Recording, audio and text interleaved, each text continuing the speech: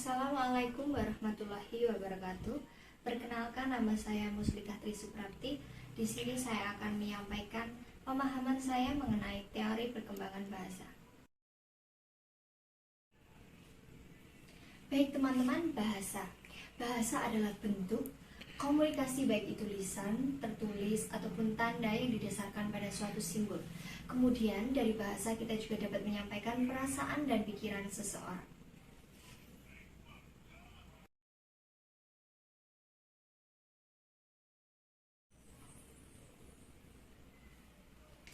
Teori perkembangan bahasa.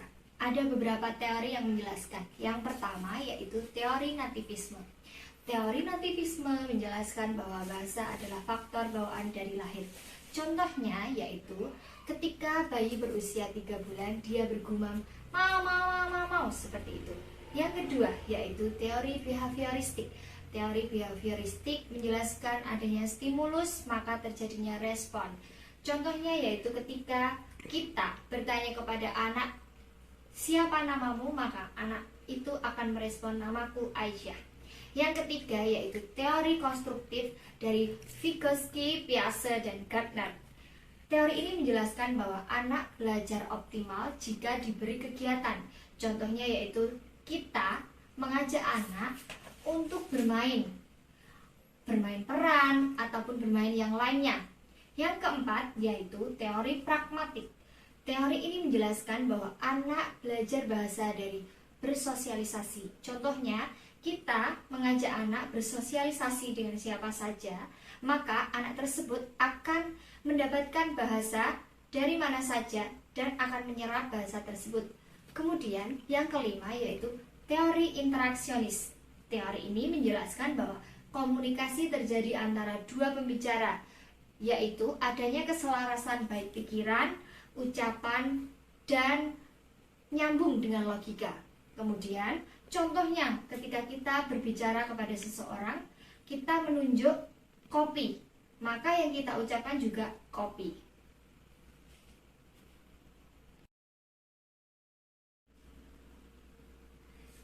Baik teman-teman, selanjutnya yaitu bentuk bahasa.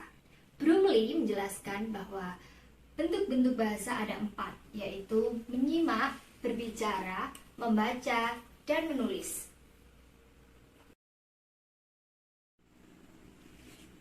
Baik teman-teman, tahap selanjutnya yaitu tahap menyimak. Menurut Milestone dan Reflect menjelaskan bahwa ada 4 tahapan menyimak. Yang pertama terjadi ketika anak berusia 0-1 tahun.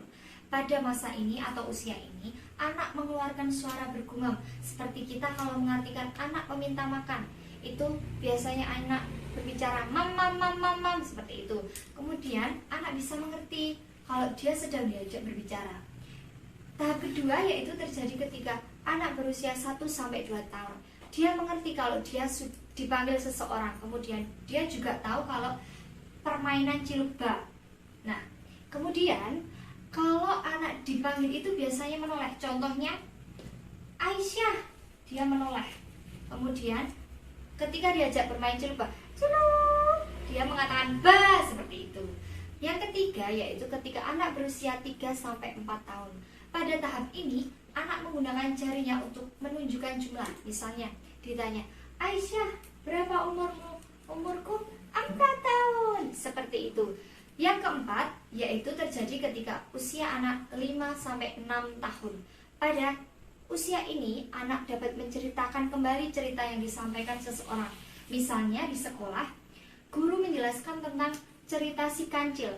Sampai rumah, ia akan menceritakan si kancil itu kepada adiknya atau mungkin ibunya.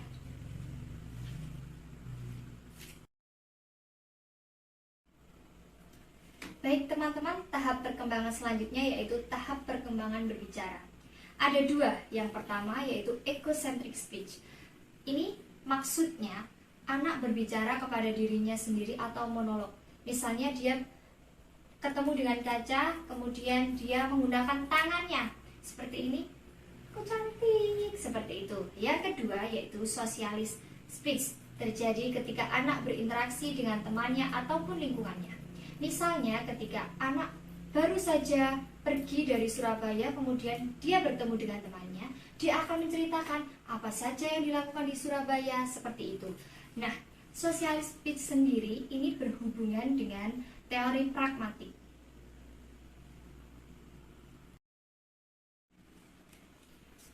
Nah, sekarang tahap perkembangan membaca.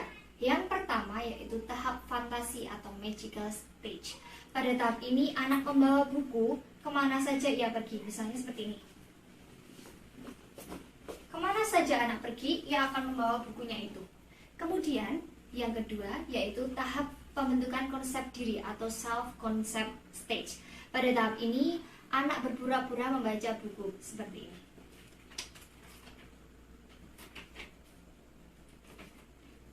Semut seperti itu, padahal dia belum mengetahui apa artinya. Kemudian yang ketiga, tahap membaca gambar atau bridging reading stage. Pada tahap ini anak mengenal abjad, dia sudah mengenal abjad. Seperti di judulnya ini, dia sudah mengerti S, kemudian I, kemudian U, seperti itu. Yang keempat yaitu tahap pengenalan bacaan atau take reader stage. Pada tahap ini anak mengenal tanda di sekitarnya. Contohnya yaitu rambu-rambu lalu lintas. Misalnya dia melihat ada gambar P di silang. Dia akan mengatakan itu kepada ibunya, "Ibu, lihat itu ada gambar P di silang," yang artinya dilarang parkir. Kemudian yang kelima yaitu tahap pembaca lancar atau independent reader stage. Pada tahap ini anak membaca berbagai jenis buku. Dia sudah bisa membaca judulnya, yaitu Semalam di Negeri Semut, seperti itu.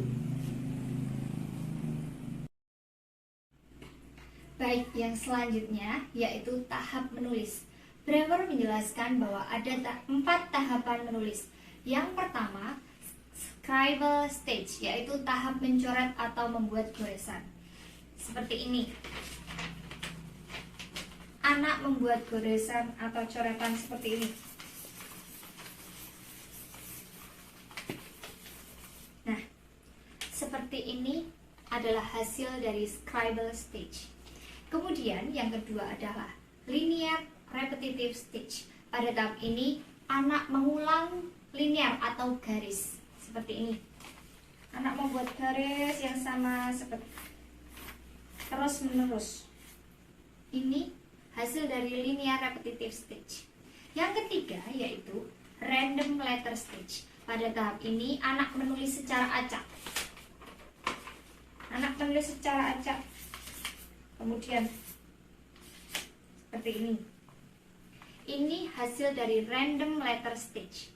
Kemudian yang keempat adalah letter name writing or phonetic writing. Pada tahap ini anak sudah bisa menuliskan namanya sendiri. Dia menuliskan namanya sendiri seperti ini.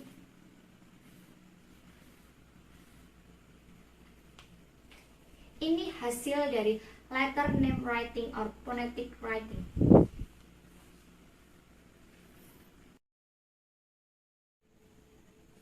Kemudian intervensi yang mempengaruhi perolehan bahasa. Yang pertama, anak berada dalam lingkungan positif. Misalnya, anak itu di rumah dengan neneknya. Maka perkembangan bahasanya itu akan berbeda jika anak berada di rumah dengan orang tuanya. Mengapa seperti itu? Nenek hanya akan membiarkan anaknya, yang penting dia diam. Berbeda dengan orang tua, kita akan menanyai anak, "Bagaimana hari ini?" Seperti itu. Kemudian yang kedua yaitu orang tua memberikan respon yang tulus. Misalnya ketika anak bertanya kepada ibunya, "Ibu, itu apa?" Itu namanya burung. Kita harus merespon dengan positif dan dengan sabar. Lagi ketika anak bertanya, "Ibu, ini apa?" Maka kita juga harus meresponnya. Kita tidak boleh mengatakan jangan tanya terus, jangan seperti itu. Kemudian yang ketiga yaitu menyampaikan pesan harus disertai dengan mimik, intonasi, dan gerakan yang sesuai. Contohnya ketika anak bertanya, "Ibu, ini namanya apa?" Nah, kita sebagai orang tua harus menjawab dengan intonasi, mimik, dan gerakan yang sesuai. Contohnya, "Ini namanya jam, digunakan di tangan. Ini jam tangan, seperti itu. Kemudian yang keempat yaitu melibatkan anak dalam komunikasi.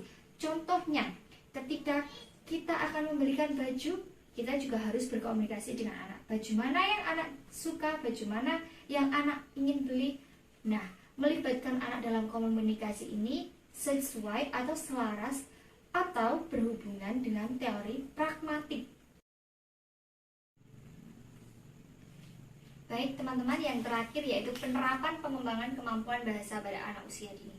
Yang pertama yaitu menyiapkan kegiatan membaca dan menulis. Kita di sekolah harus menyiapkan tempat tersendiri untuk membaca dan menulis. Kemudian yang kedua yaitu pusat mendengarkan. Di sekolah kita harus memiliki tempat tersendiri untuk pusat mendengarkan. Di sini harus ada tape atau audio ataupun handphone yang bisa untuk merekam atau untuk didengarkan. Kemudian yang ketiga yaitu pojok perpustakaan. Di sini sekolah harus menyediakan pojok perpustakaan yang nyaman untuk anak dan harus ada buku-buku untuk dibaca anak. Yang keempat yaitu peranan guru. Di sini guru berperan untuk memilihkan buku yang akan dibaca untuk anak. Kemudian yang kelima yaitu kegiatan pembuatan buku. Di sini guru mengajak anak untuk membuat buku bersama dengan tujuan mengajak anak sebagai pengarangnya. Kemudian yang nomor 6 yaitu tugas dan kegiatan. Di sini tugas guru yaitu menstimulasi untuk perkembangan anak dan membuat kegiatan-kegiatan apa yang dapat mengembangkan perkembangan bahasa anak.